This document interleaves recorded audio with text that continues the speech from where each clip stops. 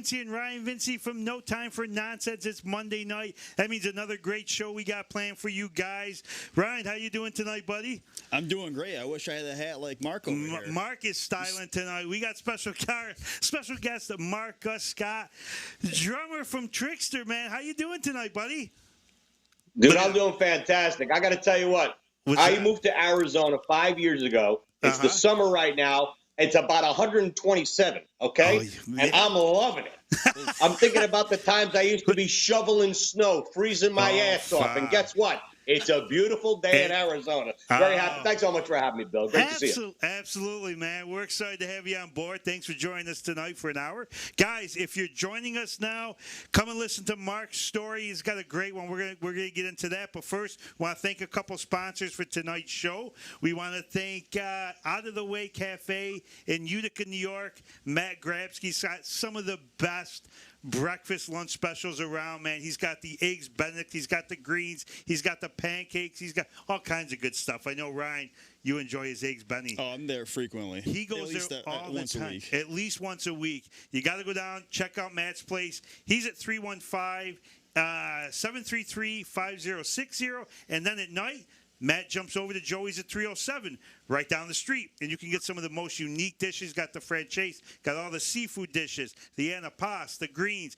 Give him a call, put your order in. I know he's been pretty busy at 315-864-3527. And our last sponsor, Geddes Bakery in Syracuse, the Pappas family, some of the best pastries around. Mark, you like your pastries?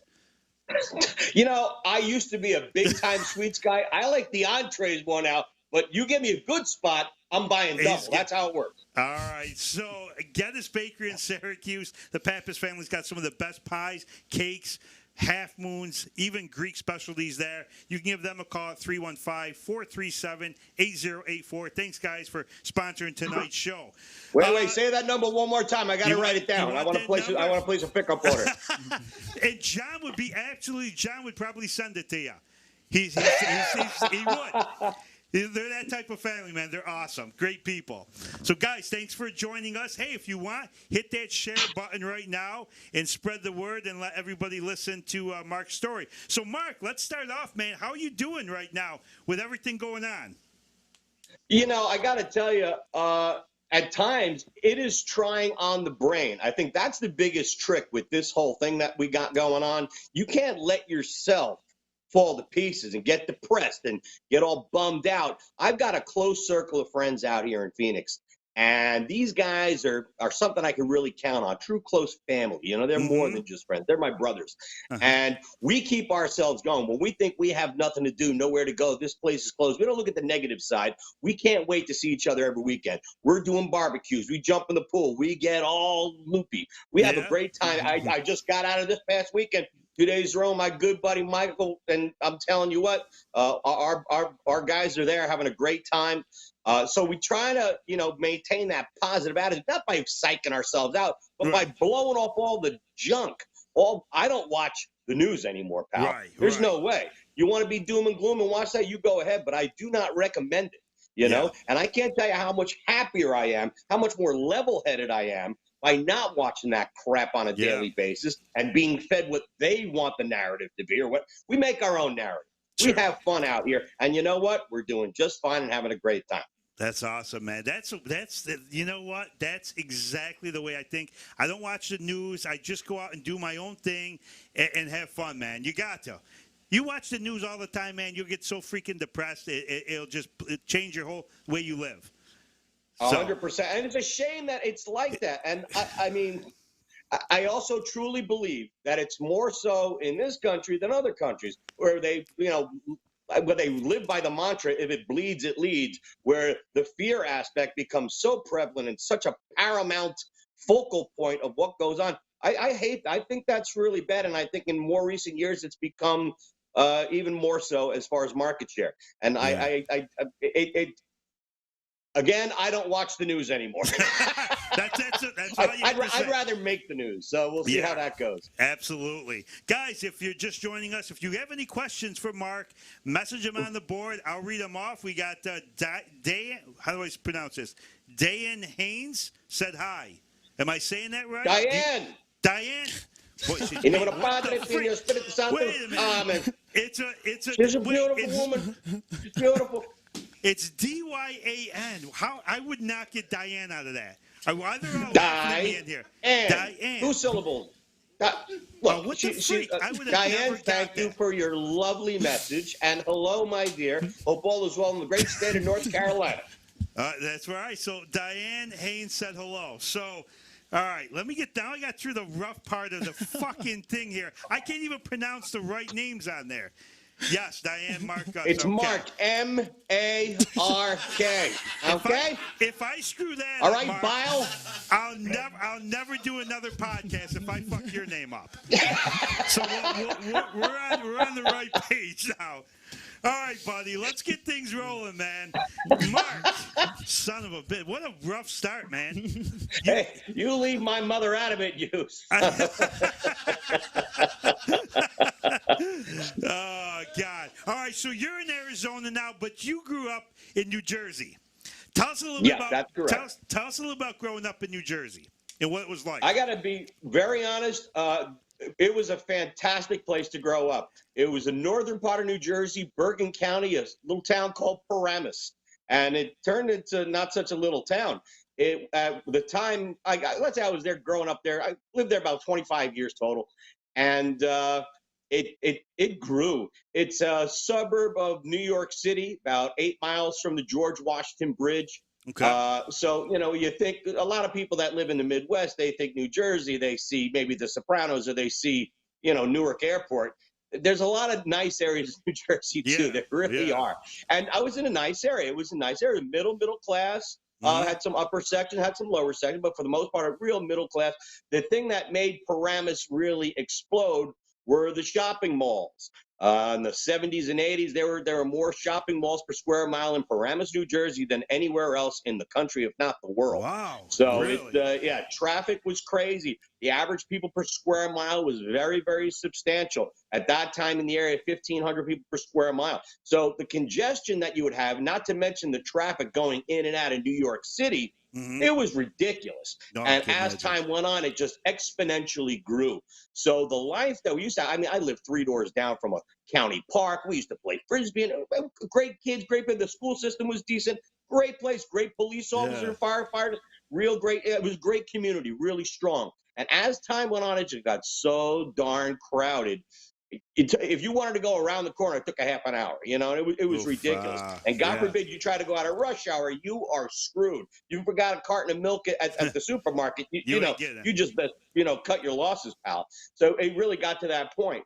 So I moved away from there. I started at West Jersey, then into the state of New York. And at a certain point, I guess marriage went a little funny, and I, here I am in Arizona, and I can't tell you how happy I am. That's awesome, man. Yeah. So, going through your life, you grew up in New Jersey. At what age did you get interested in music, whether it's just listening to it or playing it too? Well, one thing's for sure, we had good parental support. The Trixter story, or even just my story being in New Jersey, we had good upbringings. We were in a white bread, middle class families. We all, our parents cared about us. We weren't beaten and discarded and thrown in the street. My mother in particular, she was really hot on music. She went to music in art high school, was a proficient classical pianist, and she wanted to push me in that direction. So I started on piano when I was around 8 years old. I did what my mom told me at that point, and then I guess I always beat the crap out of drums. I always wanted to play drums, but she said, if you're going to learn music, you're going to learn the right way, and you're going to start with piano. And So that's what I did. And then I played trumpet for a while. And then finally, when I hit my 13th birthday, I got my first drum set and started taking lessons with a variety of different teachers. I think that was a key thing. I had classical knowledge through piano, started to get into jazz and things like that with the horn. And I always wanted to rock. When I heard Kiss Alive 2, Calling Dr. Love, I think that was it. I went to a private school, and I knew, like, rock and roll to me was the Grease soundtrack and Elvis golden hits. I really didn't know a lot. So when someone showed me Led Zeppelin and Kiss, I was like, what the hell's going on here? I got to catch up. You know, there was a whole world I didn't know about. But that's what I mean. It was such a strong impact that it drove me to say, I want to do that. But I think, it was such a huge thing for me. I mean, I guess at an early age, I see even my kids, they don't necessarily, at a younger age, they didn't know what to do. My son sometimes still struggles with that now. And, I see it as a godsend that at an early age, I knew exactly what I wanted to do. Yeah. And for someone to be fixated on something like that, have a goal and drive yourself to a goal like that, thank you, mom and dad, for at least pointing me in the right direction. You know what I mean? And then saying, come on, practice, do what you got to do. So that was an amazing thing that all of us in the band had. You know, we had parents that cared. Yeah, that's an amazing thing. Part. And it's, I hear terrible, So I hear terrible stories of other people where it's, oh, my mom used to lay with a needle in her arm in the street. No, we didn't have that, but I got to tell you, we had wonderful childhood, a great place to grow up. It was the true American dream. And our parents set the stage for that. They really did. Yeah, that's important. If your parents are behind you and what you're doing, that just makes things a little bit simpler as you get older and stuff. That's awesome. Yeah, so, I mean, I think I don't care what field you end up going into. If parents nurture you properly, they can't do everything. And a lot of people, it's a common thing that kids typically rebel against their parents or don't necessarily want to follow in their footsteps or something like that. I mean, there's all types. But at the end of the day, being a good parent is giving them a certain guidance, laying out certain parameters that they should operate in, or at least direct them or give you your support when they need it. And to have that as a foundation, the rest is all a crapshoot, my friend. But it's up to them to really make it for themselves. Absolutely. So Mark, tell us about some of the bands that you grew up listening to and some of the bands you liked.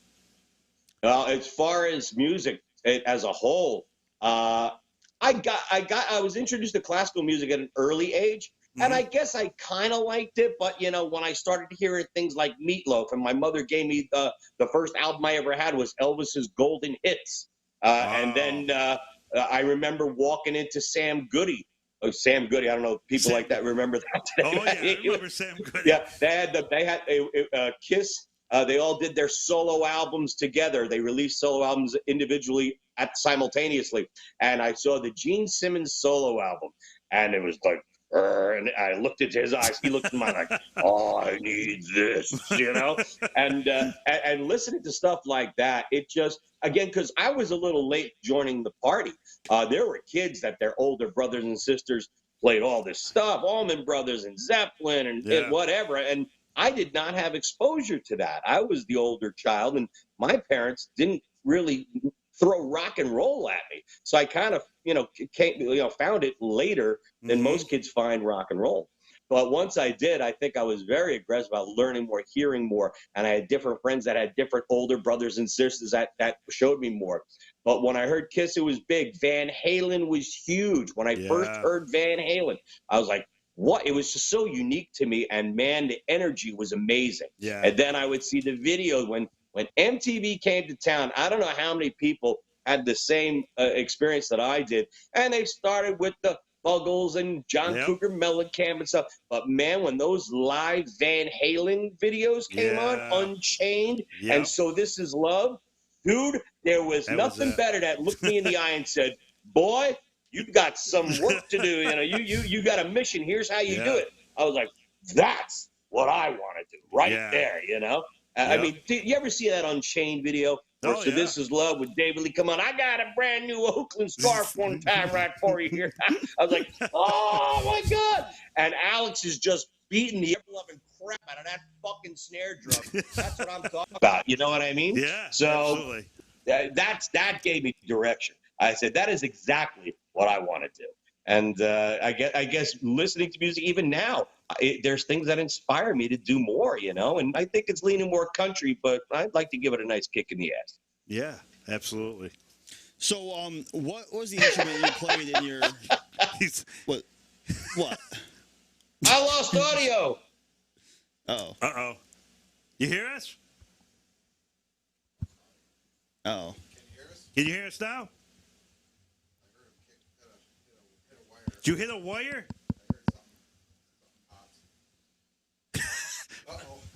Uh-oh. Can you hear Mark? Nothing? Check 1, 2? No. Might want to text him. Check. Oh, there we go. Well, we Hear can us? him. He can't hear us. Oh, you can't hear us? I don't know why. He's got a feed. Hold on.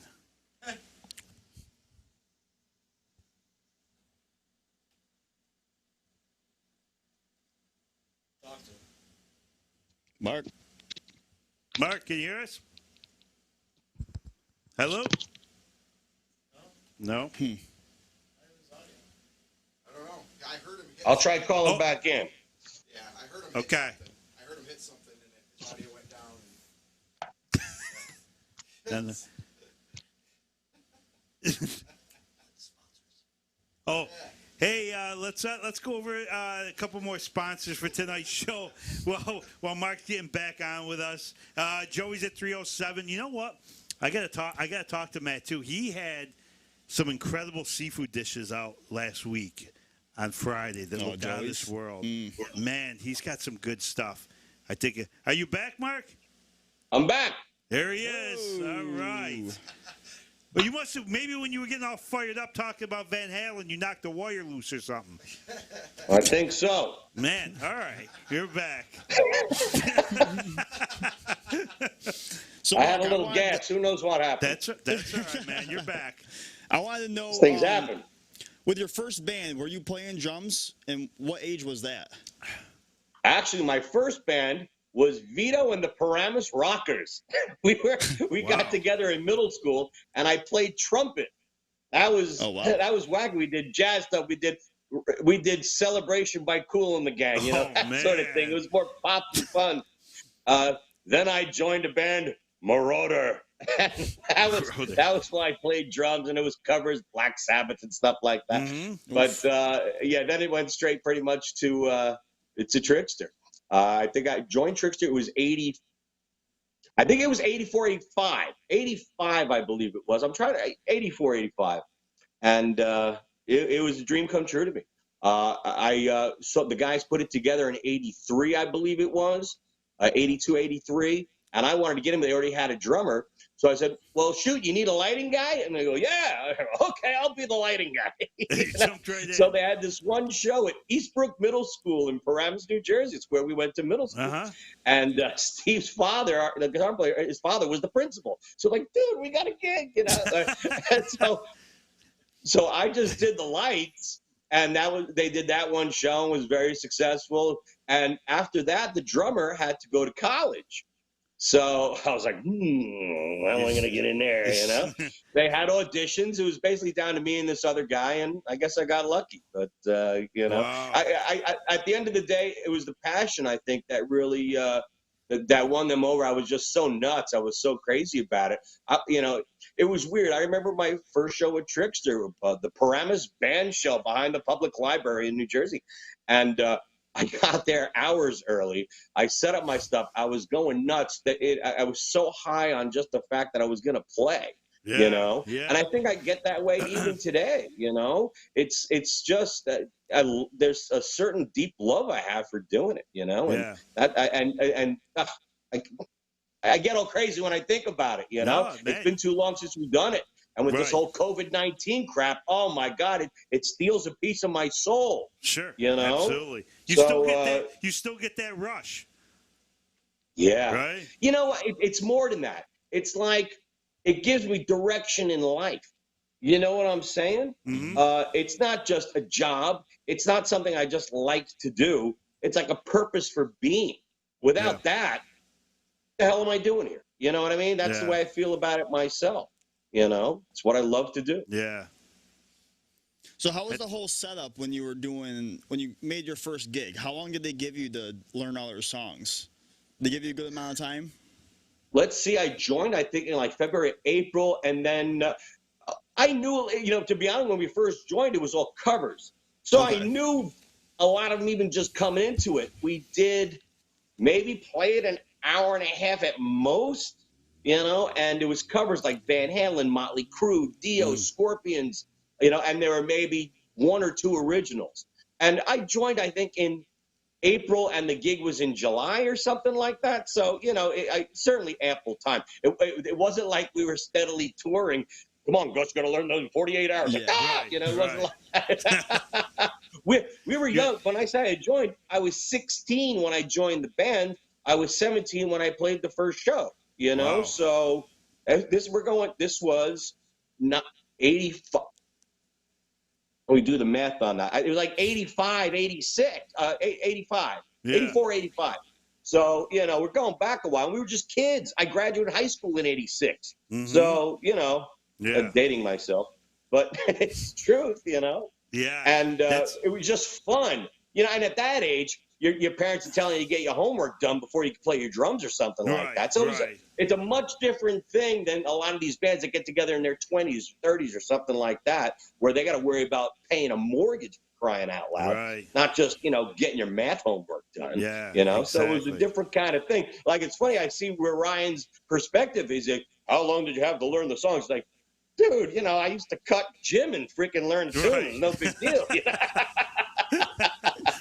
That's awesome. So what was your first big hit with Trixter? What was the first big hit? The big one, the real thing that put us over the top, what started to, really beef us up was Give It To Me Good. It was end of 1990, around September. We made a video for that song, and that's the one that MTV started to embrace. It was a little tough to get on there.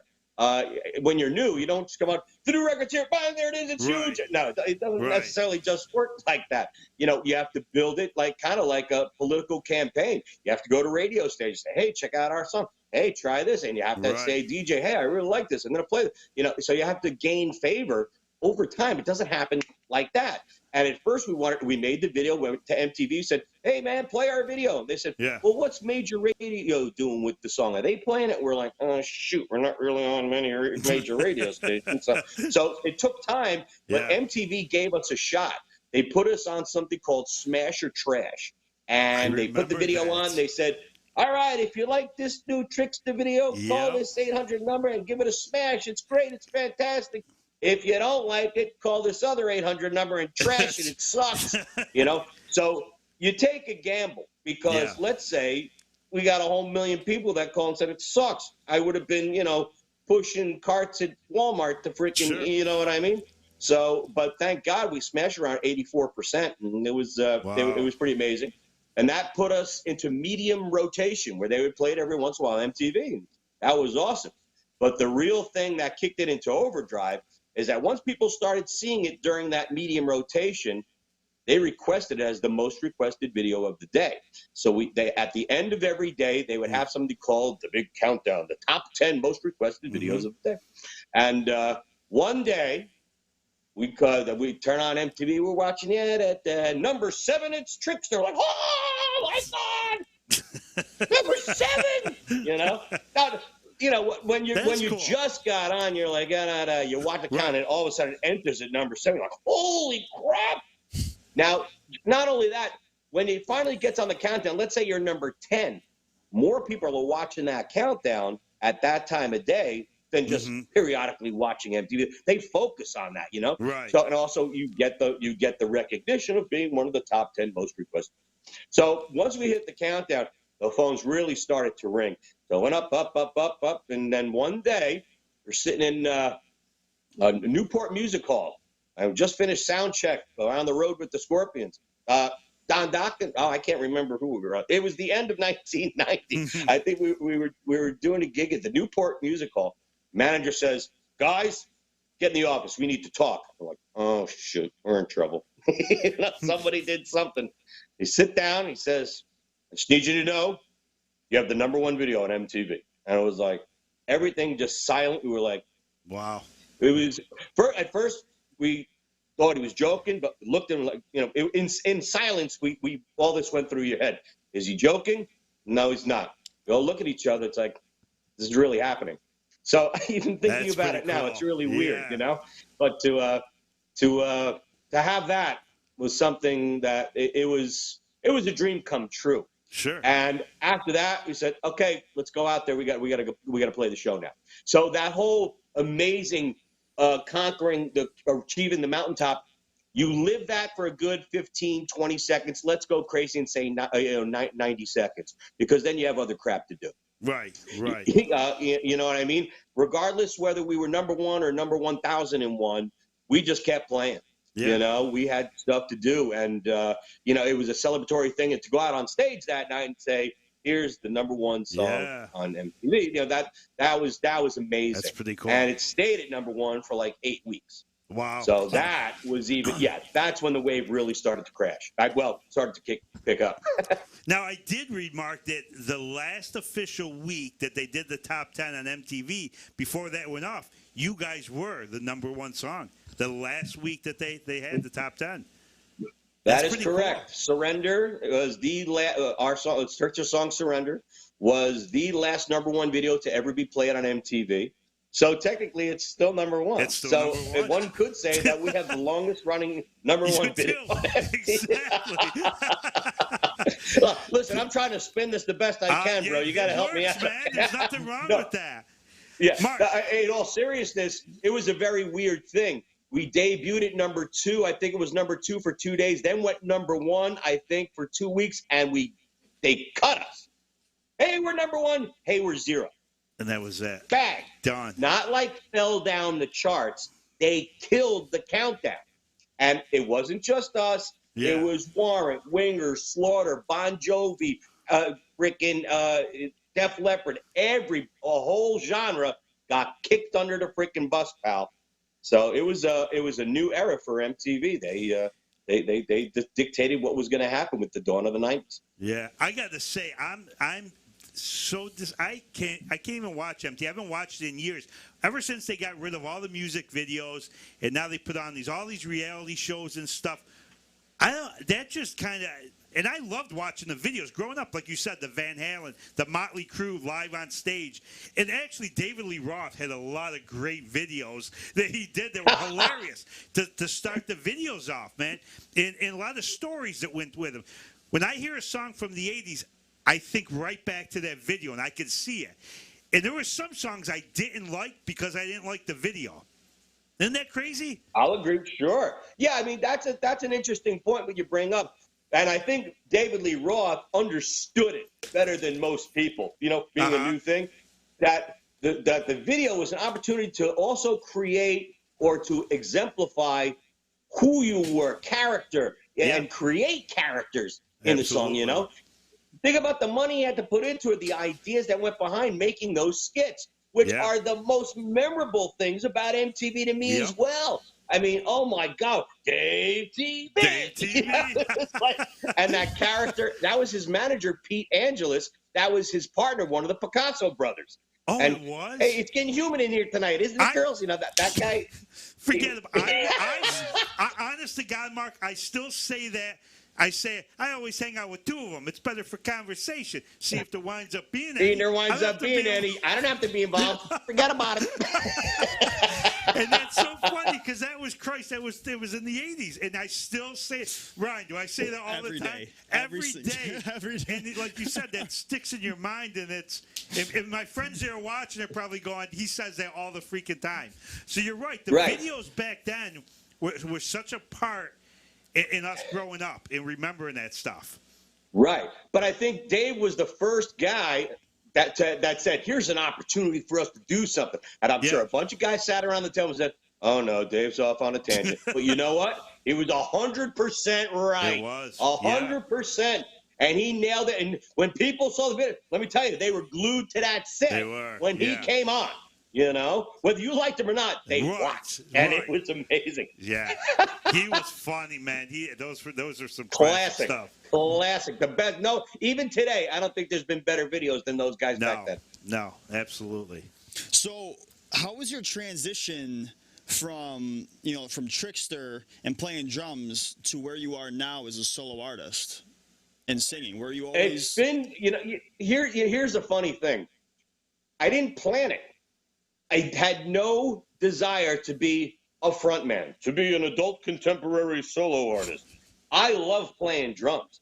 I love smacking the heck out of them. If anything, it is an awe, and I've done this, to stand in front of the band on the downstage edge with a microphone I don't 100% feel like the most comfortable thing. Right, I'm so right. used to, my job was to come up and go and kick ass and blast. Right. Now I have to be soulful and emotional and Yeah. lead. It's a much different thing. Mm-hmm. And we used to do it in the old days. And I did one song and it was a novelty. And that was enough. And I used to want to get back and just start kicking the crap out of the drums. Right. Now it's different. I don't know if age has something to do with it. Something here. It's also something in the heart. When you have something you feel very strongly about, you got to do it. You know. But it really came about out of me having nothing to do. The band was on break. Everybody's doing ancillary projects. And I started to write this song for somebody I really cared about, a song called With You. And I had other singers in mind to do it because I didn't think my voice was that good, to be honest with you. And I cared more about the song sounding good than me having a big ego. That was really, I wanted to play the instruments, but I wanted the song to sound great. But I did a test track and it came out pretty good. So I said, well, fooey, let's do it. And then I made the song not to be a single, but to play for this special person. And I guess we broke up. So I had this song. I said, what am I going to do? I said, oh, let me put it out. And then it got a lot of attention. And I said, well, okay, why don't we just roll that snowball down a mountain and see what happens? Right. So a lot of stations picked it up. It got a lot of attention, and I was very thankful. And the press has been very favorable. Mm-hmm. And now it's just taken the next step. It's the Trixter 30-year anniversary. So I took Trixter's best song, Give It To Me Good, and I said, man, let's do this. And I always thought it'd be great for a country artist. You know what I mean? Mm-hmm. I thought somebody else would have done something. I said, you know what, fooey, I'm doing it. And man, the idea is I didn't go totally country. I'm not just a country boy, but I love the vibe. Mm-hmm. And I love giving it a kick in the butt. And I think that's really why I did it. It was apropos for the time. It was a crime not to do it for the 30th anniversary. But I love the music, man. Yeah. You know? So this is just the beginning. There's a lot more to come. I'm looking forward to doing this. I really am. I was going to say, you got some stuff up your sleeve. We're going to talk about that in a minute. But I do want to talk about, I know, you got some stuff going on. But, Mark, you've been so successful in the music business. But now I heard you doing a little motivational speaking and talking about that type of stuff. Tell us a little bit about that. It's kind of interesting. I started doing this sort of thing back in '91. I was asked by a couple of colleges while I was on tour to come talk to certain classes, particularly classes in music. Mm-hmm. And they wanted to hear the story, how it all started, things like that. And I think there was always a big divide between what you learned in the classroom and where reality, how did this person actually do that? They didn't necessarily go to college to figure it out. You know what I mean? Although I did. I actually happened to go to the University of Hartford, Hart School of Music. But the real thing, they want to hear the story. And the idea is that you offer insight to kids that don't know or scared to try. You know what I mean? And that's a crime. There's so many people I see people can be their own worst enemy because they're not sure. Oh, I don't want to mess up. I don't want to take the wrong step. I don't know how to do this. Right. When they really do, when you throw excuses at yourself, you create the worst obstacles out of life. And that's what I see more than anything. So the idea of being able to help somebody or guide somebody or even just somebody that has interest, I love to be there for those people, you know. And, schools typically put aside a nice budget for that sort of thing. So it's good. Yeah, that's awesome. Actually, we got a hello from Jerry Steinberg. He says, I'm here, Mark, Scott. So Jerry's tuning in. Jerry, how are you? You know who Jerry is? No, That's my father. Is it? Yeah. No kidding. Oh, that's awesome. Him. And then Lori Locke says, looking good, baby. So I'm taking that. Oh, yeah, now it's coming in. Lori's my girlfriend. Hi, sweetie. Is she? So your dad and your girlfriend are both tuning in. That's awesome. Well, depending upon the next question, she might be my ex-girlfriend. Let's keep it easy here, boys. All right. I am going to keep it easy. And so that's where I wanted to go next, Mark. What is in the future for you? What's coming up? What do you want to tell people that you got going on? Had you asked me this question in February, I would have told you that I'm making a live video for Give It To Me Good. I'm going to film it at Bike Week in Scottsdale, Arizona. and it's going to be freaking huge. And watch Ooh. out, because when the world premiere comes, it's going to freaking thunder. And guess what happened? I got kicked in the nuts with COVID-19. Yeah. So I got to be honest with you. I had a real strong strategy, a nice ramp up, and at the end of the day, it is the live show that I intend to truly capitalize on, not in a monetary sense, but in the sense of this is what I want to do. This is my vision for playing and bringing fun and kicking ass and doing something maybe that other people haven't seen before. I'm not looking to just put together a rock band and go play. No, that is not what we're looking to do. I'm talking about a production. I'm talking about something that really hasn't been done quite like this. And it's going to be more than 4 or 5 guys on stage. And, I think it is a visual thing that needs to be seen. And that's what's so important about this video. And right now, I talked to a couple of people who sound stages, places to do it. They won't even allow me to do it to have the people in. How is that? Wow. I can't tell you, it's killing me. Yeah. So, yeah, I mean, it has to be approached properly. And then I don't want to release a live video and say, hey, I want to go on the road and there's nowhere to go. Right. Exactly. So it has to be approached properly. So I hate to say I'm in a holding pattern. It really bothers me to do that. I'd like to be more active. I want to play live.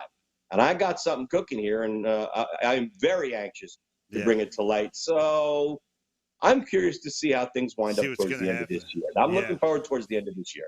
That's awesome. We got a guy, Al Kochi, or Kachi, the first to play Trixter on the radio, is watching.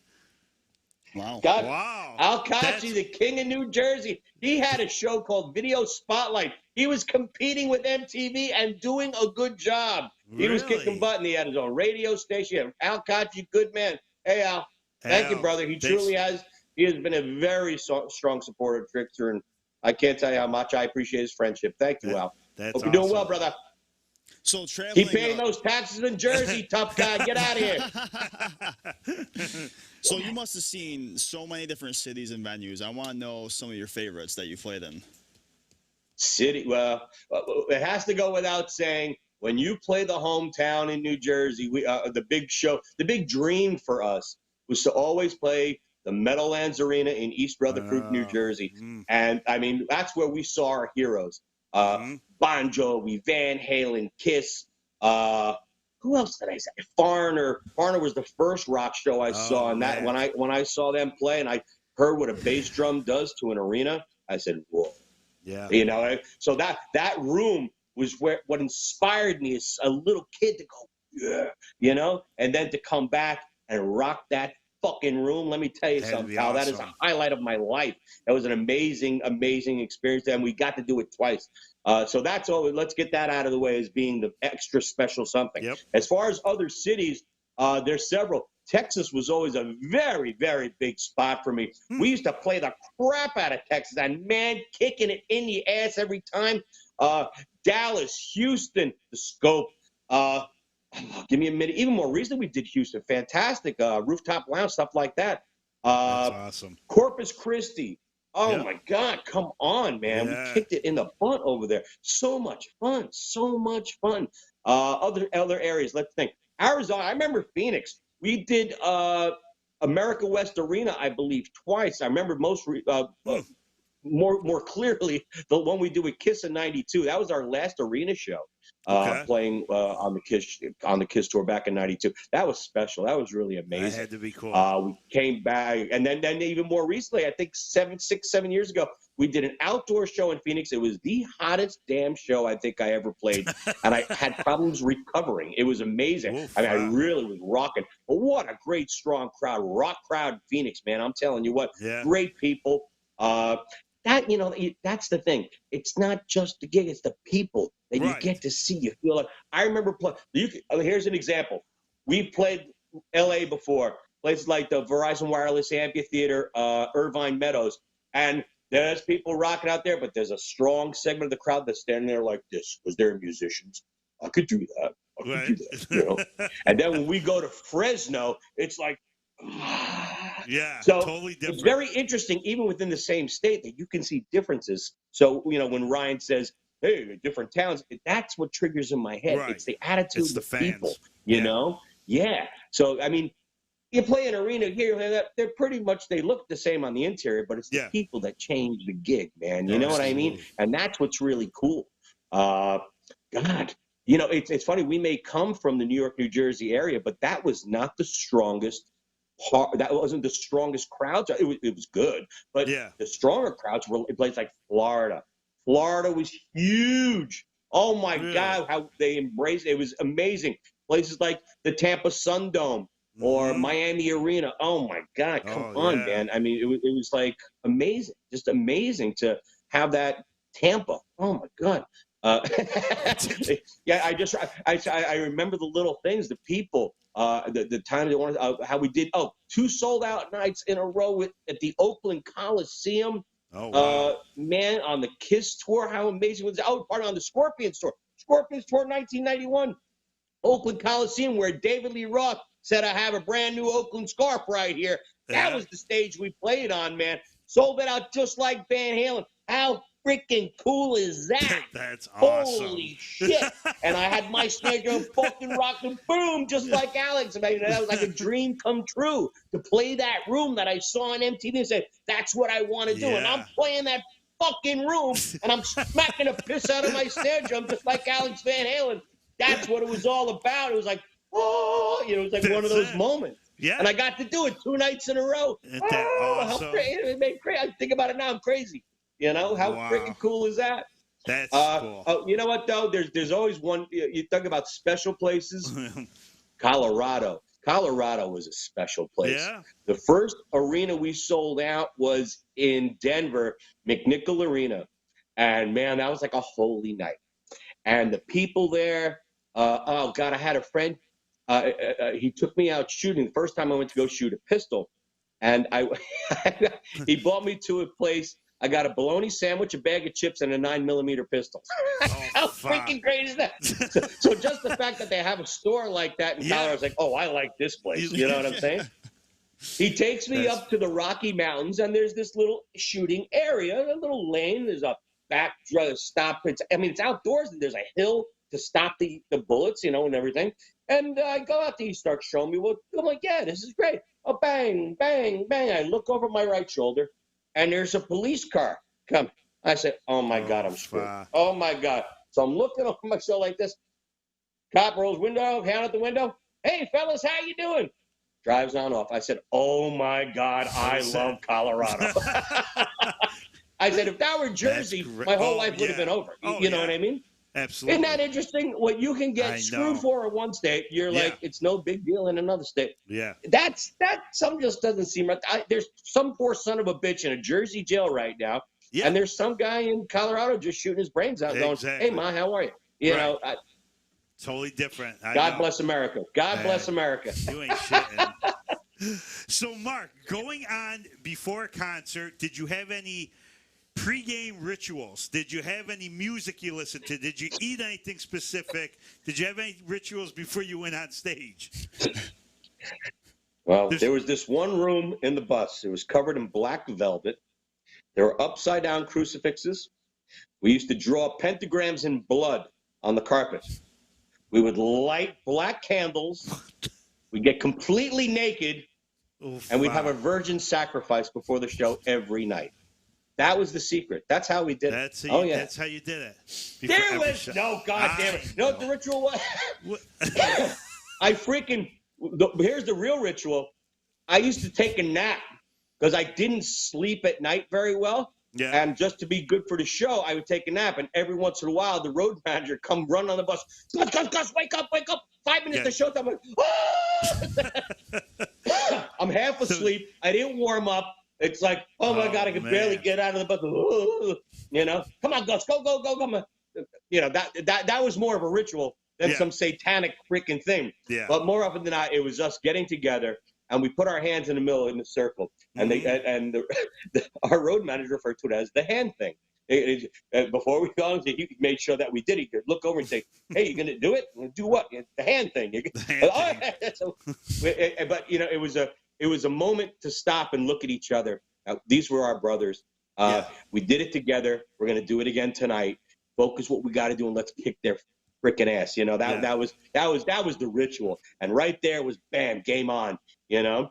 And I guess as time went on, we did something called pass the beer. Somebody would crack a beer, and as we're walking, you have to pass it and drink it and pass it and drink it. And that was like, come on, here we go, here we go, here we go. It added to the excitement of getting up to the stage. You're like, oh, you know. Man. But that was probably the extent of it. I mean, there wasn't real ritual, so to speak, but Right. we would warm up. Right. Pete and I would typically warm up together. He'd do his vocal thing while I would practice on a practice pad. And Steve and PJ, I guess, were doing guitar stuff. You know, I'm not even sure because I wasn't there. Yeah. But at a certain point, we were in the dressing room together. It was time. We did the hand thing, and bam, out we go. It was great. That's awesome. So, yeah, it would have been more awesome if it were like the virgin sacrifice, though, wouldn't it? That would have been more interesting. Yeah, absolutely. Well, that was actually after the show. Yeah. I think that's where our next question's coming in. Well, there must have been some kind of crazy moments that happened during your live shows that you could just go off about. Do you have any of those stories that you could tell us of just someone in the crowd that's just going nuts or crazy things that's happened? Nope. Nothing's ever happened. Nothing's ever happened in one of his shows. No, you know, here's what's funny. Everybody asks for a quote unquote road story. Yeah. And the thing that's, I mean, they're there. Sure, absolutely. I mean, come on. If you're a lawyer, you have road stories, you know, Yep. In any profession, let alone rock and roll. Come on, let's get real. Where's the better story going to be?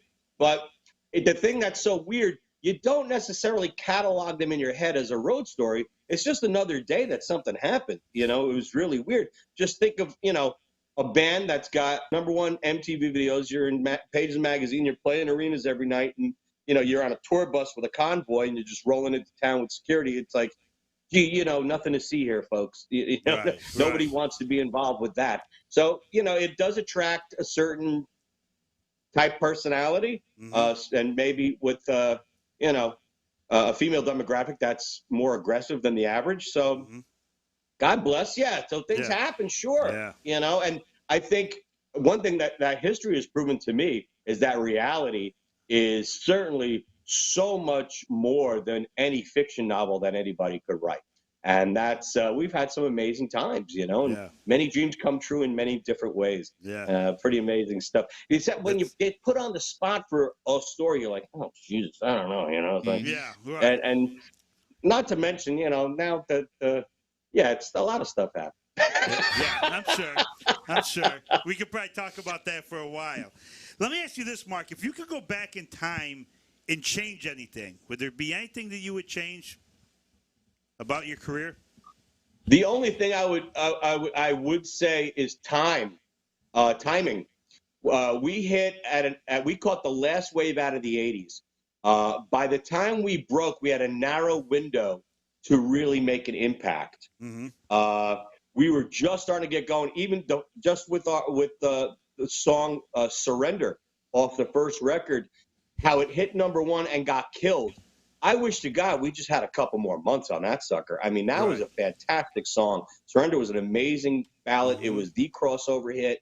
It went #1 and got cut at #1. It didn't get the opportunity to live out its life. You know what I mean? Right. So, yeah, that's probably the only thing.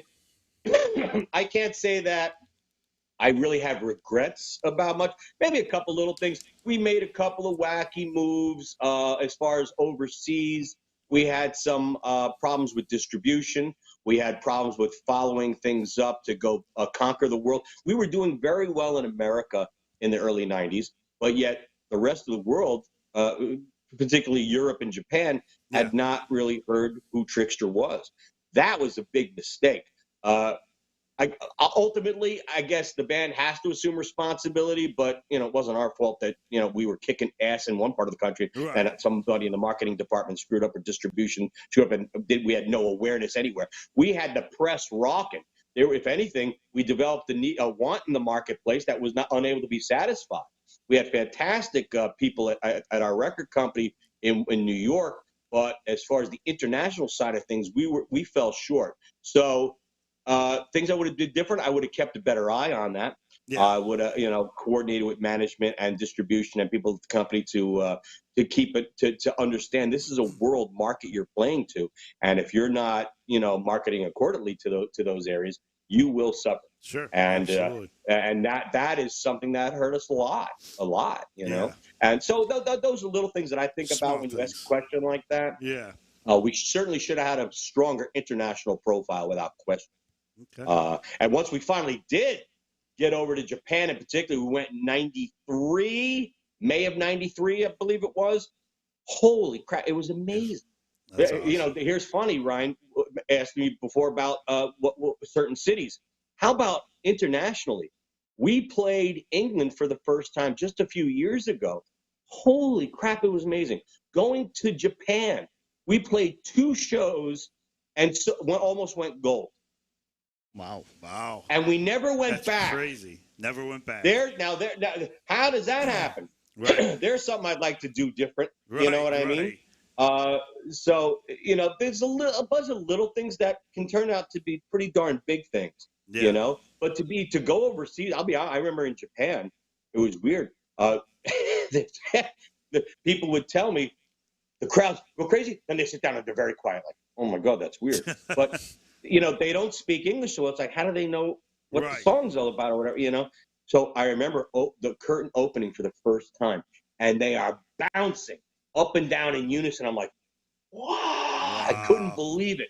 I mean, it was a little nervous, like, oh, wow, I hope they like it, And Yeah. they were They went nuts. Oh, my God. We all looked at like, yeah. That's what it was all about, man. That's so cool. cool. It was really something very, very amazing. But Awesome. to not go back, Yeah. that's a fucking crime. We're going to have to fix that. Yeah, Mhm. have to fix that. Well, Mark, Yeah. it's been a great hour with you, but you're not done yet. You got one more segment coming up. This is the tough part. 1 second. Ah! Right? You're going to be entering the penalty box section of our show. Yeah, that wasn't thunder in Arizona, man. That's some thunder you're entering now. So I'm going to ask you 4 I thought questions. I had gas. I'm sorry. I'm going to ask you 4 questions. You answer first thing that comes to your mind. All right? Favorite meal? Smorgasbord. Smorgasbord. Somewhere between Japanese hibachi and Italian. Okay. All right. I like both. Italian's good. Hibachi I like. Sushi. I don't know. Sushi. That's why I said smorgasbord. When you say favorite meal, I think of a buffet table with everything. With everything on it. A little bit of everything. All right. That's a good answer. Favorite musician or band?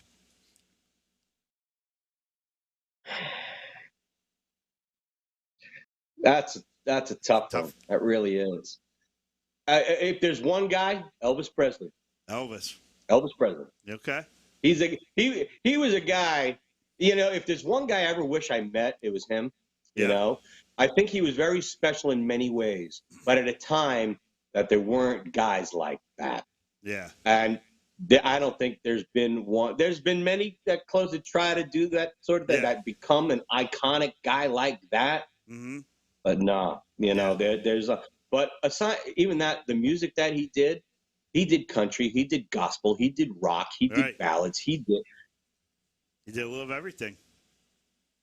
Yeah. So, and that made an impact on me. And I would imagine, I know he was plagued by certain things, his heart and head and whatnot, but man, if there was one guy I'd like to hang out with, that would have been him. I got to tell you, he truly impacted my life. Truly has. Absolutely. How about, this is now the last 2 questions. Bucket list band that you would love to tour with. Who would it be? If there was one band you could go on tour with, who would it be? I guess when I was young, I'm trying to think about it now. I mean, Van Halen was always one, that's for sure. Yep. And particularly as a kid, it would have been no doubt. Being that we got to tour with Kiss, because that was the other one. Yeah, no, that's awesome. If there were someone else now, oh, God. Probably still Van Halen. I've been so fortunate. We played with a lot of our heroes. We played with a lot of people that a lot of our dreams have come true in that regard.